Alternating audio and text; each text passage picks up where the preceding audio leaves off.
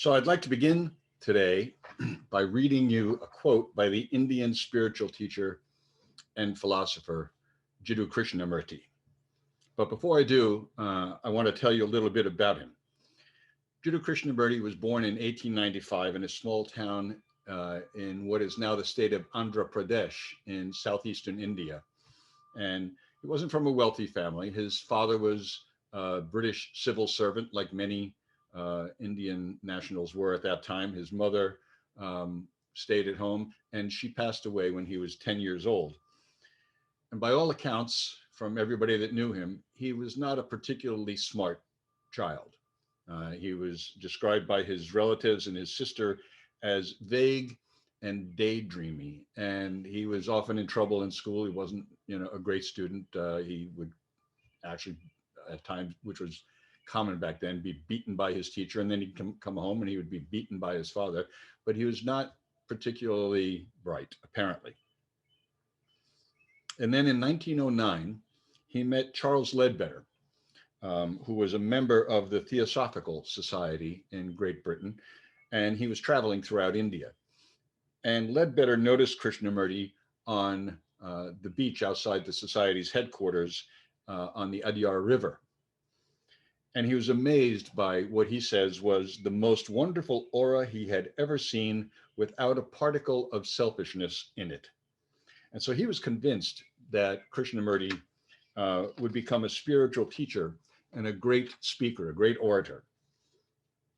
And he was probably, in Ledbetter's mind, the likely vehicle for the Lord Maitreya. In Theosophical doctrine, the Lord Maitreya is a world teacher, an advanced spiritual entity who periodically appears on Earth to help humanity be guided in its evolution. So Krishnamurti was taken in and nurtured by the Theosophical Society in Adyar, and Ledbetter and a number of Theosophical members undertook the task of educating him and protecting him, and generally preparing him to become this world teacher. They took in actually both him and his brother Nityananda, and they eventually moved them to Great Britain, where they were educated in British schools, and they were introduced to people in the very higher echelons of European high society. And so they had a relatively easy life after they were taken in by the Theosophical societies. But despite his problems of schoolwork, not doing well in school and everything, and concerns about his physical condition, because he was always pretty ill, he was able to speak and write competently in English within 6 months. And then in 1911, the Theosophical Society established something called the Order of the Star in the East, not to be confused with the women's organization that's part of Freemasonry called the Order of the Eastern Star. This was the Order of the Star in the East, to prepare the world for the expected appearance of the world teacher. And Krishnamurti was named as the head of the order, and other theosophists were assigned various other positions. And the membership was open to anybody who accepted the doctrine of the coming of the world teacher. And over the years, Krishnamurti traveled the world with his theosophist friends and his guardians, and the following grew to thousands of people around the world, all of them expecting him at some point to proclaim himself the world teacher and usher in this new age of peace and spiritual awakening. But as he got older, he gradually became uncomfortable with all of this adulation and the expectation that was laid upon him. And in 1929, at a meeting of the Order of the Star in the East that took place in Holland at one of their camps, Krishnamurti shocked his followers by announcing not only the dissolution of the Order of the Star in the East, but letting them know that he was no longer to be considered their guru or teacher. And in his speech, he made clear that they were responsible for their own spiritual search and awakening, and that they shouldn't look to anyone else or to any organized religion. And that announcement left his followers divided and and many of them very, very disappointed. Some of them were happy with it, they were fine with it. Others were angered, and a lot of them were just perplexed and didn't really know what to do, or they just said, okay, whatever, and they wandered off and got involved in some other organization. Krishnamurti didn't stop teaching, but he was no longer part of the Theosophist movement. And in fact, a new group of people over the years gathered around him and began funding his lectures and travels and publishing his books. So the quote I'm going to read is from that lecture that he gave when he dissolved the Order of the Star in the East. And it's the most well-known part of the lecture, the most famous part. And he says this: I maintain that truth, with a capital T, truth is a pathless land, and you cannot approach it by any path whatsoever, by any religion, by any sect. This is my point of view, and I adhere to that absolutely and unconditionally. Truth, being limitless, unconditioned, unapproachable by any path whatsoever, cannot be organized, nor should any organization be formed to lead or to coerce people along any particular path. If you first understand that, then you will see how impossible it is to organize a belief. A belief is purely an individual matter, and you cannot and must not organize it. If you do, it becomes dead, crystallized. It becomes a creed, a sect, a religion to be imposed on others. This is what everyone throughout the world is attempting to do. Truth is narrowed down and made a plaything. Truth cannot be brought down. Rather, the individual must make the effort to ascend to it. You cannot bring the mountaintop to the valley. If you would attain to the mountaintop, you must pass through the valley, climb the steeps, unafraid of the dangerous precipices. So I first read that book, or that quote rather, in a book by Krishnamurti that I picked up in a used bookstore almost 50 years ago when I was in high school. And when I first read it, I recall reading it over and over, again and again, and actually getting angry at that quote and at Krishnamurti. And I remember I threw the book aside and I vowed I'd never read anything by him again. How dare he say that no religion has the path, that kind of a thing. But over the years, for some reason, I kept coming back to that book and to Krishnamurti's teachings. And I confess that most of those books and his teachings never really did much for me. I find them to be interesting, but often very dry and sterile.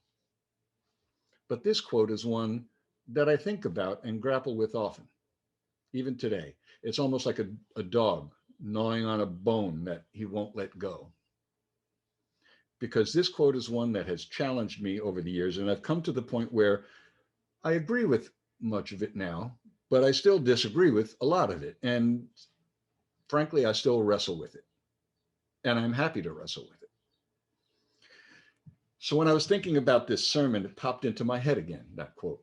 And I began to think about the fourth principle of our liberal tradition, the one that speaks about a free and responsible search for truth and meaning.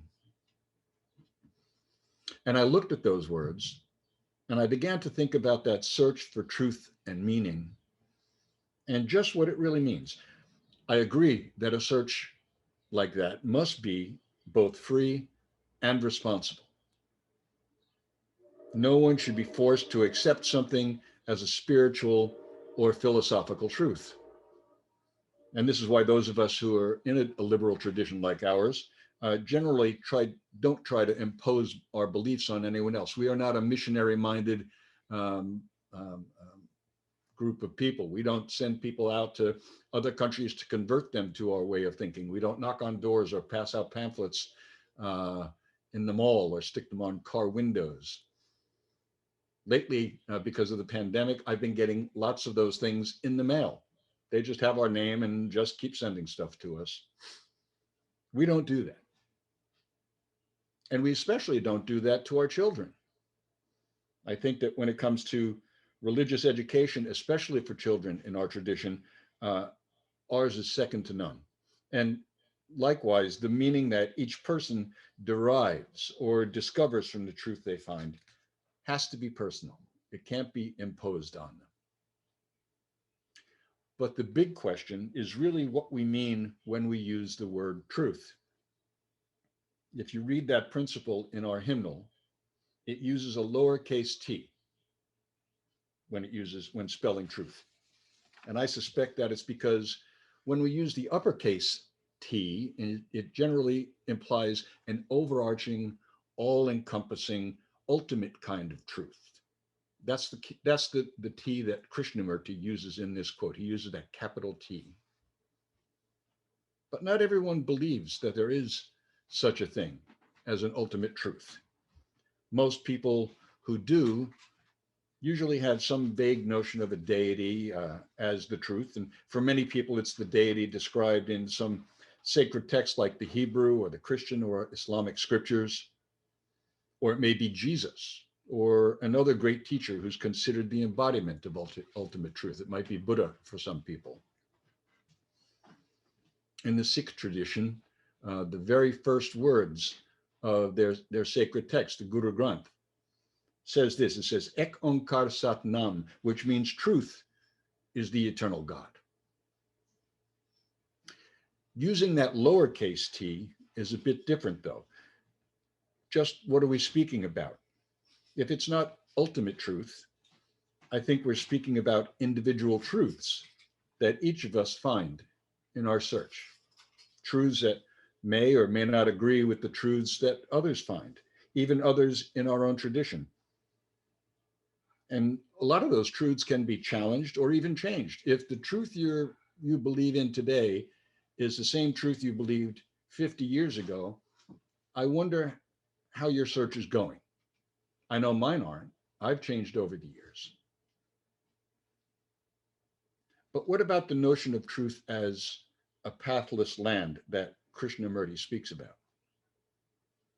You know, when I visualize that land, I usually conjure up mental images of a green field that stretches as far as the eye can see, and perhaps there are some flowers in the field waiting to be picked or maybe just to be smelled. But there's no path through the field. And like in his quote, there might be a mountain somewhere in the distance way off that I know inwardly that that's my ultimate destination, and that I have to climb to the top of that. But the field isn't as placid as it seems. The journey reveals some swampy areas that I stumble into, that there's no way around. Maybe there are some brambles that I have to fight my way through.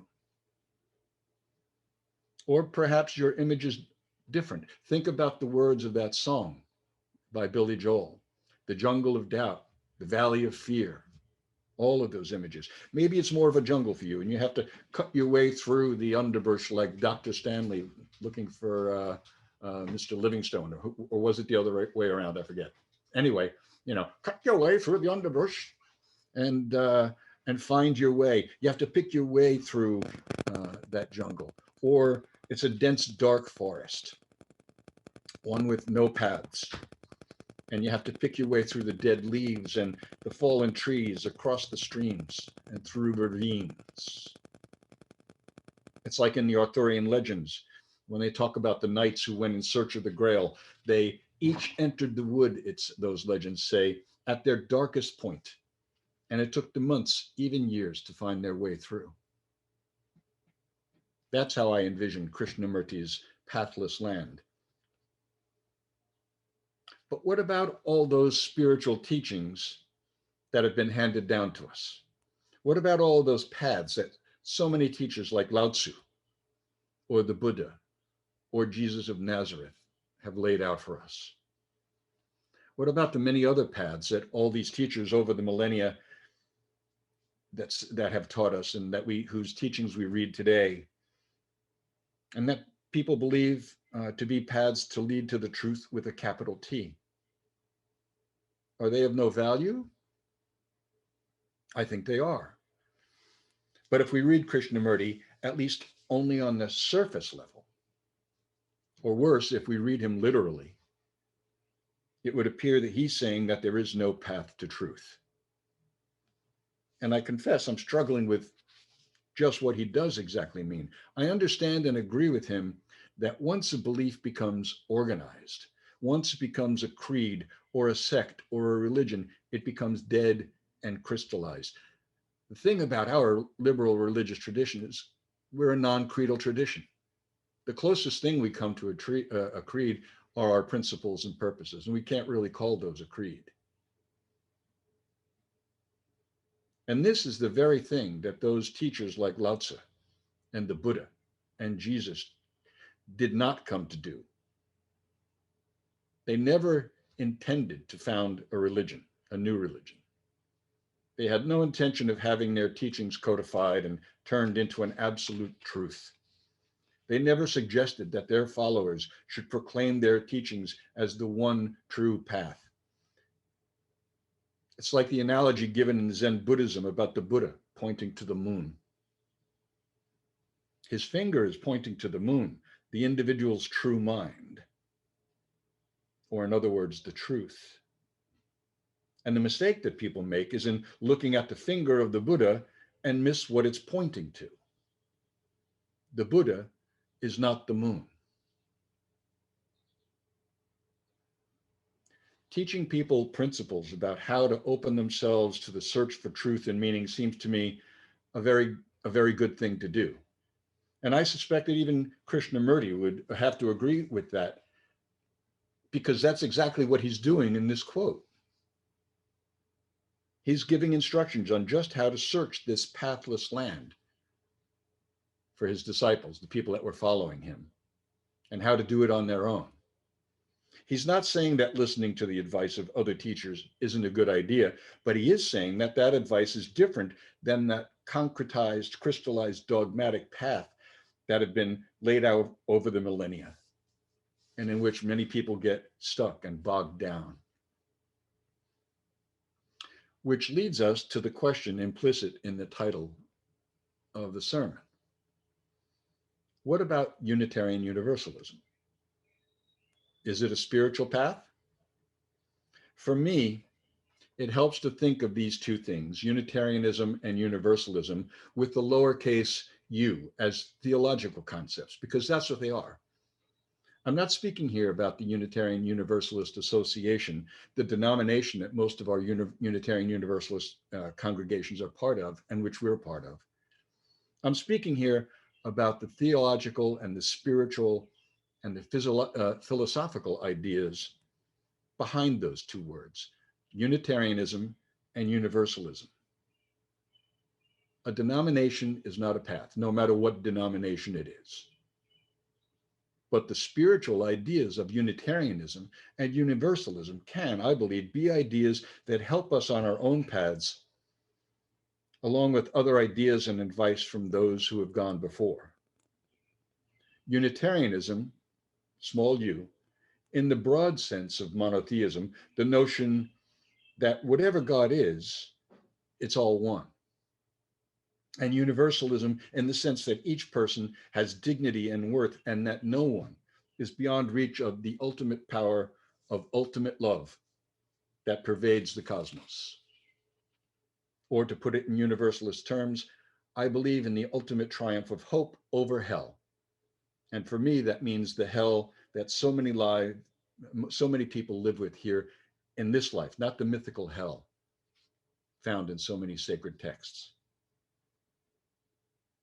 This Unitarian Universalist approach is what allows us not only to conduct our own free and responsible search for truth and meaning, or perhaps we should say truths and meanings, but allows us to bring together different truths and meanings into our own spiritual lives, and allows us to join together with others whose truths and meanings may not be the same as ours, but who are following their own Unitarian Universalist path. It's what allows us to call ourselves Unitarian Universalist Jews, or Unitarian Universalist Buddhists, or Unitarian Universalist atheists, or Unitarian Universalist Christians, or Unitarian Universalist pagans. If you really want to confuse people, like I do, you call yourself a Unitarian Universalist Christo-Buddhagnatheist, because I follow the teachings of Christ, I follow the teachings of the Buddha, and I'm agnostic who leans toward atheism. It's a word I made up, and people say, what is that? And I have to explain it all the time. I still struggle with Krishnamurti's quote in some ways, but not nearly as much as I used to. For one thing, I realized that old habits die hard. And for a long time, I was reading him literally for many years. And so that's why I wrestled with it. But wrestling is a good spiritual exercise. Things shouldn't come all that easily to us when it comes to spiritual growth. And the way through the pathless land of truth should not be easy. As he says, if you would attain to the mountaintop, you must pass through the valley, climb the steeps, unafraid of the precipices. Our liberal spiritual practice, and that's exactly what it really is a spiritual practice, offers no easy answers, no specific way. It's like the title of that album by Van Morrison, maybe you remember, no guru, no method, no teacher, except the ones you find during your search for yourself. As I said a while back, and I use this as the signature in my email, if you've got an email from me, you may have seen it. The freedom to doubt, to question, to be content to live in mystery is central to the liberal religious tradition. Like the process of evolution itself, the path that we follow, our practice, if you will, is not easy or simple. It isn't without its dead ends or its disappointments. It doesn't guarantee that all of our conclusions will be final or that we will ever find an answer to all of our questions. But also, like the process of evolution, it's filled with great expression of beauty and awe that are sometimes born of great struggle and at other times come as unexpected grace. May it be so. If you enjoyed this video, please like us on YouTube, subscribe to our channel, and click on the bell to be notified whenever we post a new video.